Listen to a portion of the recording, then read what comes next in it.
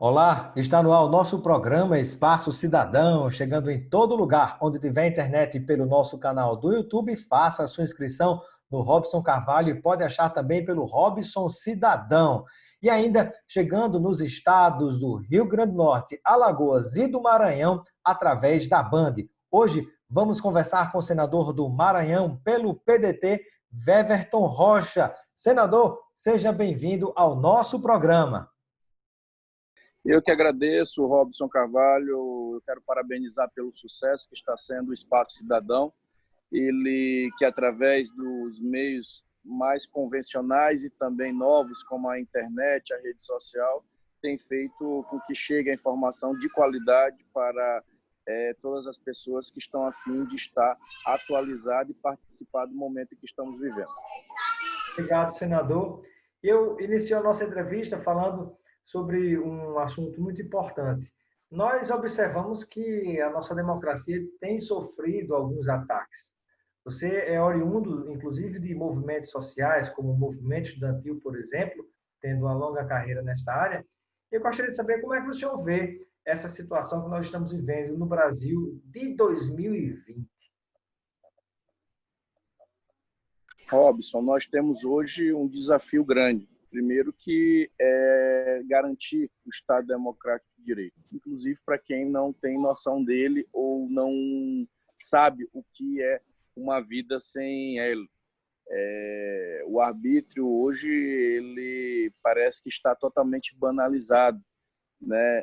O livre-arbítrio. E nós precisamos, mais do que nunca, como brasileiros, e isso independente de qualquer tipo de grupo ideológico ou de qualquer lado que você possa estar pensando em construir a sua identidade com a sociedade, é preciso que a gente compreenda que o mundo que nós estamos vivendo ele não pode ser imposto através de um pensamento único que possa vir querer se tornar uma ditadura, né? Então, essa ditadura do pensamento único, essa guerra digital, ela hoje nos porões, no submundo da informação, né, que é dos grandes desafios que nós teremos pós-pandemia, que é a fake news, nós precisamos estar bastante antenados. E fake news que eu digo não é apenas a troca de uma mensagem de rede social,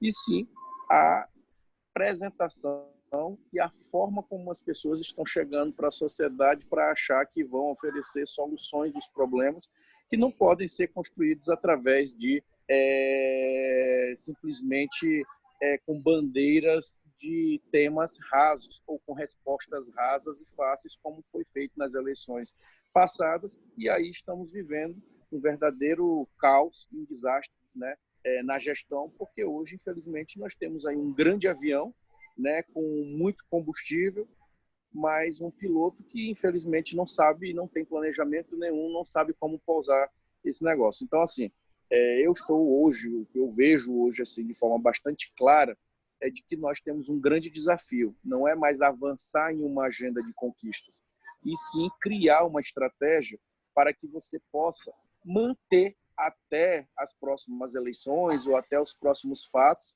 uma agenda, pelo menos, de não se deixar perder questões concretas, como, por exemplo, o direito dos nossos trabalhadores. Agora mesmo, semana passada, tivemos uma vitória importantíssima, que foi a 927, uma medida provisória que vinha de frente, confrontando totalmente todas as conquistas que os trabalhadores já tiveram até hoje, precarizando ainda mais o direito do nosso trabalhador. Então, essas ações que nós temos construído, elas são de defesa, não são de ataque. Então, você veja só como é que está a nossa posição hoje lá no Congresso. Nós temos que ajudar esse governo destrambelhado, um governo que não sabe aonde quer ir.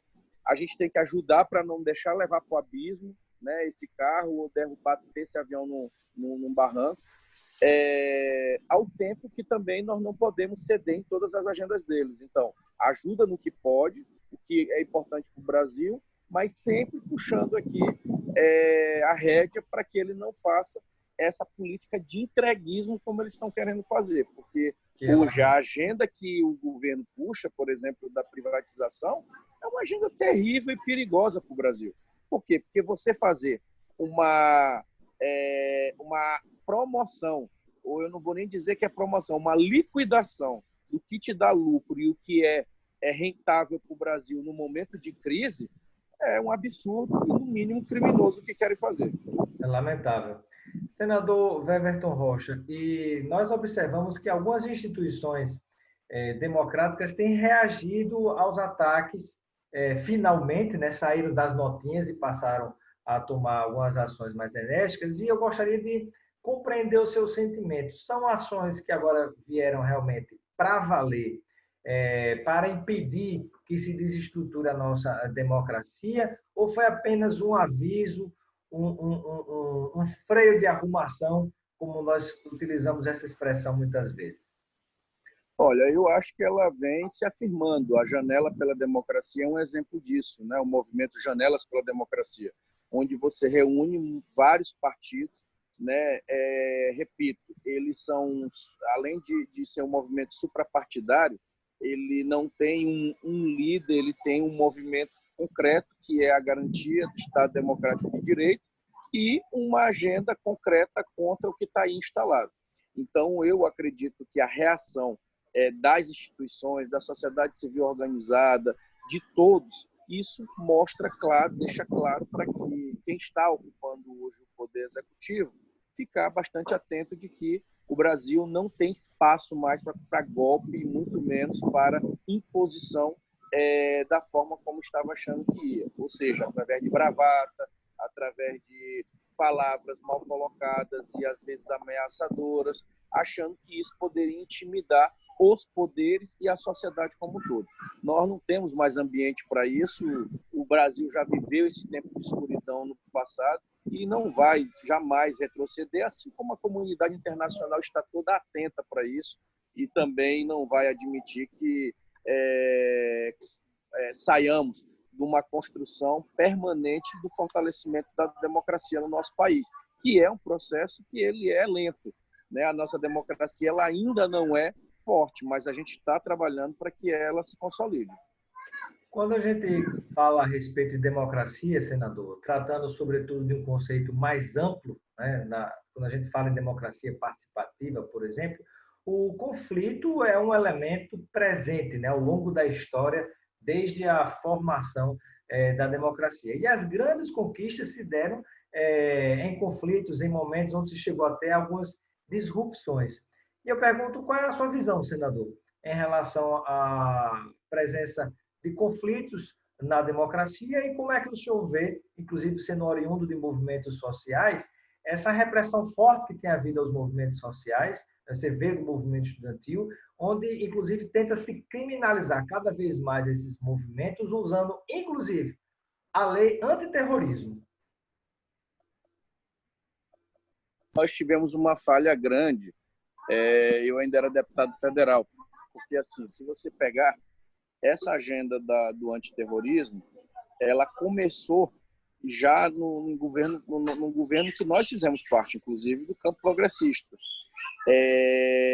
Ela veio se evoluindo a forma como se tratar os movimentos e o Congresso foi deixando passar despercebido, achando que era um tema que seria irrelevante. E que num momento como esse, que ninguém se imaginava que estaríamos vivendo essa quadra, está aí a confusão, né, onde você não só tenta criminalizar a atividade sindical, a atividade do movimento da sociedade civil, como também a atividade política. Você veja que cada vez mais há um movimento, uma narrativa, não para se tirar os maus políticos da política, e sim para tirar a política dela. Por quê? Porque na hora que você tira um instrumento, que é o democrático, um instrumento legítimo, um instrumento correto, que a sociedade nomeia temporariamente, periodicamente, para lhe representar, para representar os interesses dela como um todo, para ajudar a encontrar a solução dos problemas, na hora que você quebra essa estrutura, o poder ele vai concentrar para quem? Para poucos. E quem são esses poucos? A classe dominante. Né? Agora, quem é esse dominante e quem é essa dominada? Porque hoje você vê que até os empresários e a grande mídia já não compactua com esse projeto que está aí. Então, é uma contradição, Robson, que está sendo construída ao ponto de você perguntar, vem cá, afinal, isso é interesse de um grupo, de uma família ou só de uma milícia? Né? Então, nós temos que ter A quem essa leitura interessa de quem é o fim ou a ruína da democracia, né? né? Então, assim, nós precisamos estar sempre atentos para quê? Para dizer que quando a gente defende um grupo, ou uma constituição, ou um partido, ou uma bandeira, nós não estamos defendendo simplesmente pessoas, nós estamos defendendo o direito de se construir história. Por quê? Porque você amanhã não concordando, eu no impeachment, por exemplo, da Dilma, muita gente discordou de mim. Eu fui contra o impeachment. Eu disse, gente, remédio para governo ruim é voto, não é golpe. Né? Então, assim, no caso do governo Bolsonaro, é um governo ruim, então a gente derruba no voto. O problema é que ele comete crimes. Então, ele não, se amanhã sofrer um impeachment, ele não é golpe. Por quê? Porque ele cometeu crimes. Ela, Muito claro, né? lembremos muito bem, ela foi caçada por uma tal de pedalada fiscal que até hoje todo mundo está encabulado de querer saber onde é que foi essa pedalada, onde é que foi esse crime. Né? Porque dessa pedalada, agora mesmo no governo, no primeiro ano do Bolsonaro, se deu, não foi pedalada, foi uma roda gigante fiscal. Né? Então, assim, foi a desculpa para darem um golpe dentro do que estava aí instalado. Hoje, o que está aí é motivo de sobra, desde do atentado contra a saúde da população, porque você lembra que nós estamos debaixo de uma pandemia e o governo não levou a sério essa pandemia e não trata a sério essa questão, né? Onde vitimamos aí temos vítimas, já mais de 70 mil vítimas dessa Covid-19, mais de 2 milhões de afetados. Nós temos a crise econômica que ela é decorrente não só da pandemia, mas decorrente da falta de planejamento desse governo. Que você pegue aí os balanços do governo americano, por exemplo, que eles adoram se espelhar com esse pessoal, veja lá, mesmo debaixo de uma pandemia, eles vão crescer. Por quê? Porque eles se planejaram para salvar suas empresas, salvar os empregos, mas também para manter as suas riquezas. Então, assim, aqui, quando se fala em fazer qualquer tipo de caixa para ajudar o país, não é fazer caixa, é vender o que tem, os ativos, é acabar com áreas estratégicas importantes como a nossa Petrobras, a Eletrobras e outros setores estratégicos que o país não poderia jamais, em sã consciência, pensar em entregar para o mercado internacional. Sem dúvida. Senador Everton Rocha, nós já vamos falar também sobre alguns projetos de sua iniciativa, projeto de lei, mas ainda uma pergunta, o que é que hoje dificultaria a formação de uma frente ampla democrática em defesa da democracia, no seu entendimento? Qual é o grande fator que gera essa dificuldade?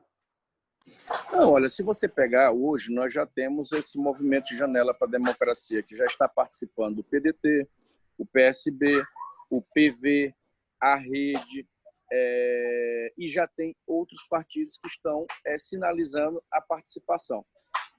Nós temos aí, hoje, o que precisa ser concentrado e que precisa ser encontrado de verdade. É o PT com esse outro campo. E isso eles precisam se entender.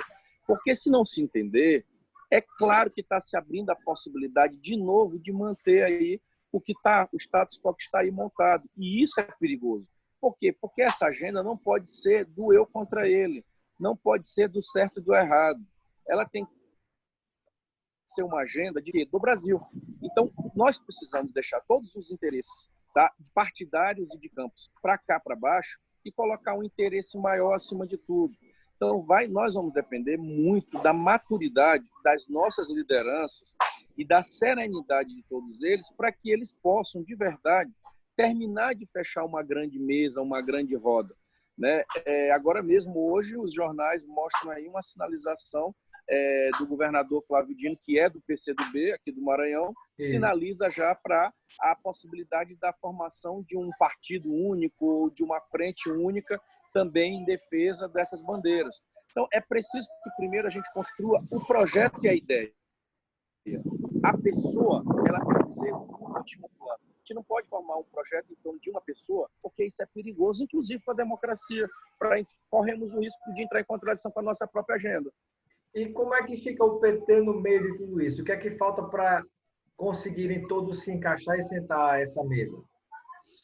Olha, eu li outro dia um artigo muito interessante, se eu não estou enganado. Foi um jornal de grande circulação que criticou muito o PT durante toda essa trajetória, essa luta aí que teve, esse desgaste por conta do impeachment e logo após, né, a prisão do presidente Lula. E lá eles falam assim, o texto deles, resumindo, eles falam o seguinte: é hora de perdoar o PT. Foi no jornal então, O Globo.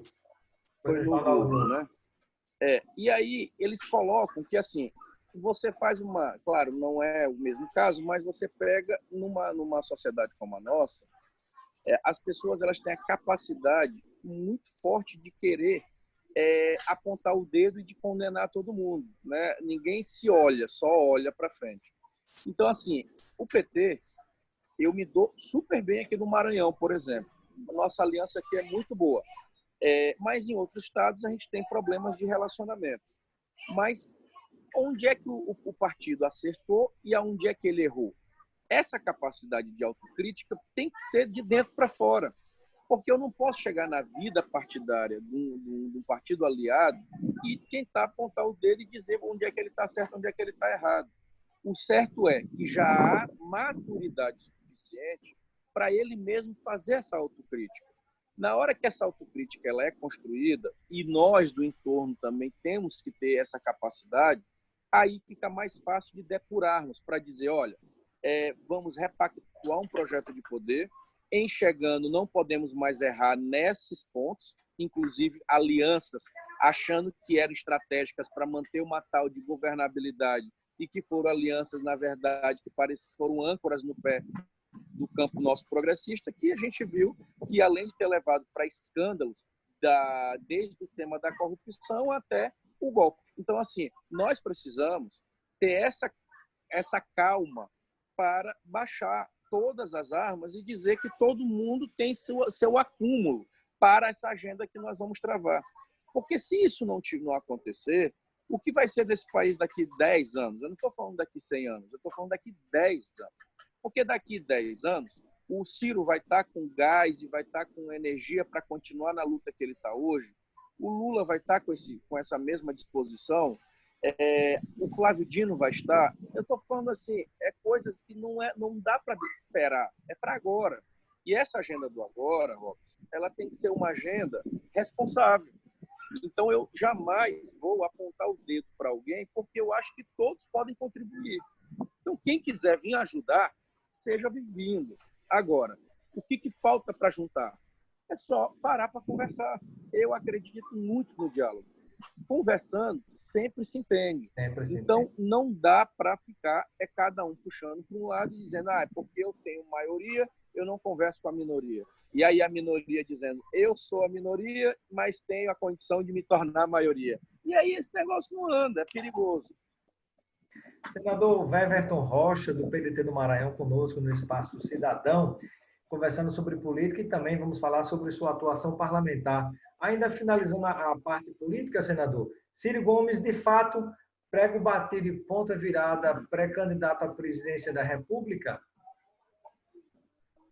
O Ciro tem sido bastante responsável, e o PDT, o Lupe, nessa afirmativa de dizer o seguinte, o PDT tem um projeto, está aqui o nosso nome, é o Ciro. PSB, PT, PV, Rede, apresentem os seus e vamos conversar. Por quê? Porque ele mesmo tem dito que ele não será o problema para a construção de uma vitória e a construção de uma agenda que venha derrotar o Bolsonaro.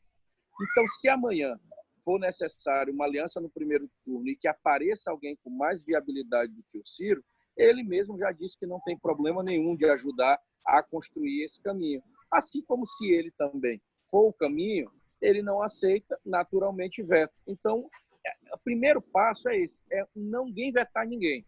E o segundo é todo mundo estar aberto para compor. É simples isso que eu estou falando? Claro que não. Mas cabe a nós, lideranças, tentar simplificar o máximo possível esse processo para evitarmos ainda mais traumas, principalmente de omissão. Você imagina só, amanhã a gente perder uma eleição novamente por omissão ou por erro de construção do time. É um absurdo, né? É um absurdo. Será que o país merece tudo isso? Senador Weverton Rocha, e caso seja confirmado candidato a presidente, tanto Ciro Gomes quanto Flávio Dino, governador do seu estado do Maranhão, como é que fica a sua situação desse imprensado?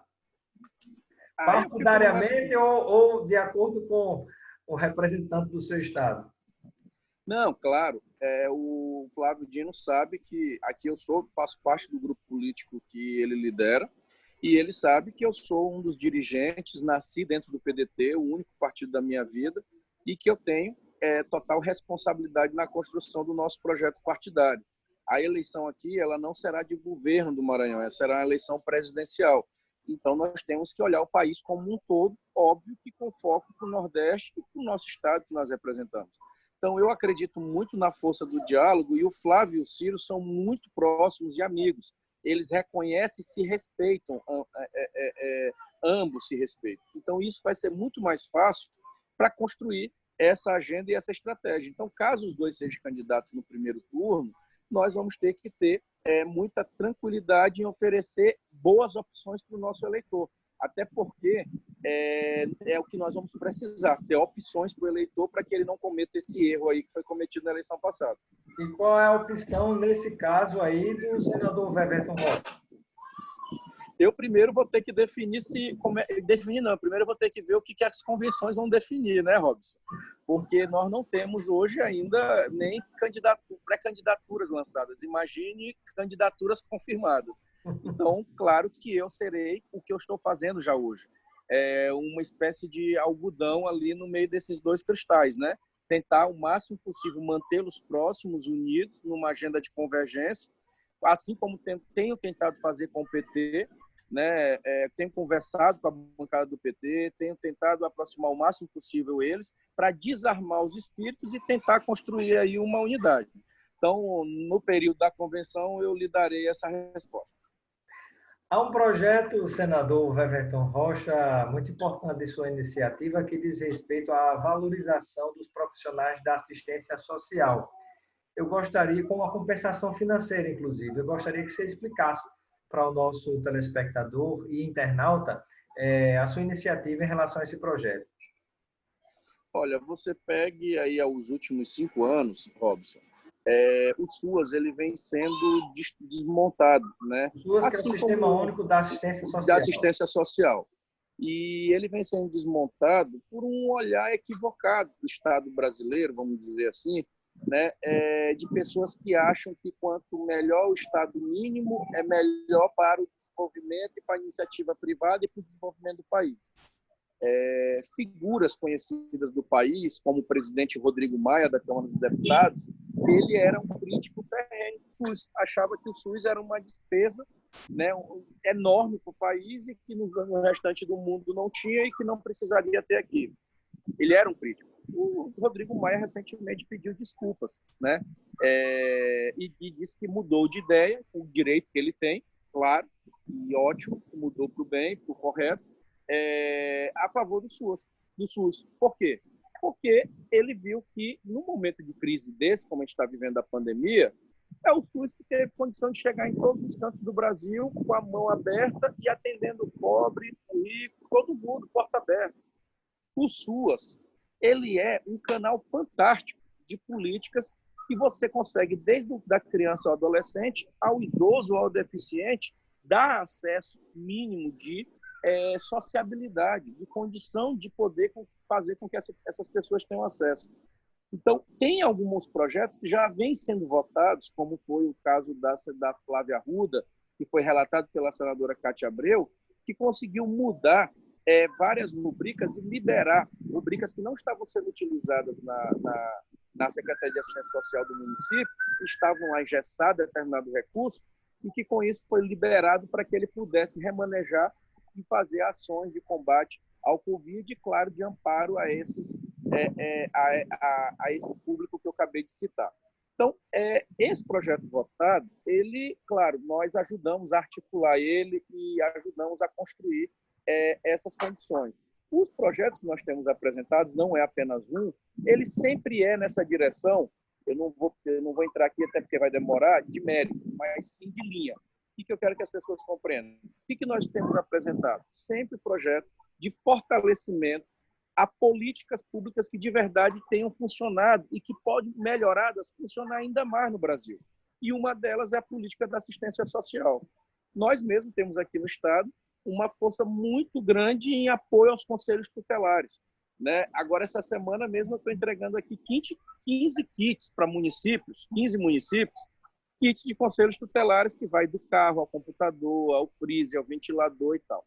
E o que é isso para as pessoas que estão nos escutando, nos assistindo, entender?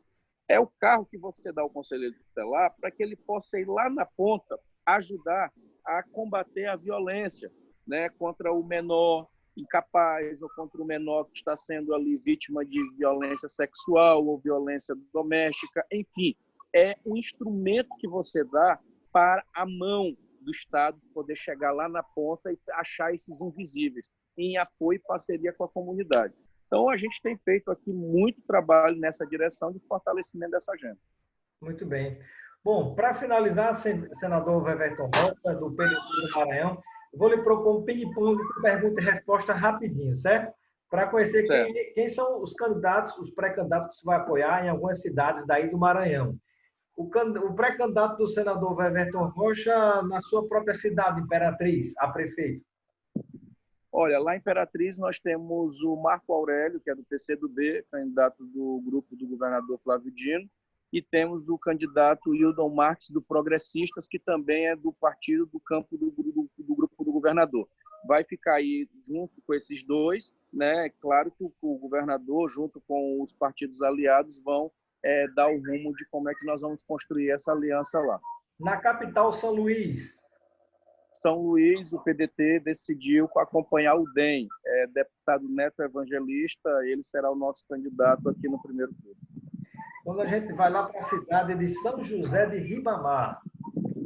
São José de Ribamar, nós temos um candidato próprio, é o ex-deputado J. Pinto, uma jovem liderança e que tem muito futuro, muito talento e temos muita chance lá de construir uma grande vitória. Timon, o nosso grupo é liderado pelo atual prefeito Luciano Leitor, que já está reeleito, e lançou a professora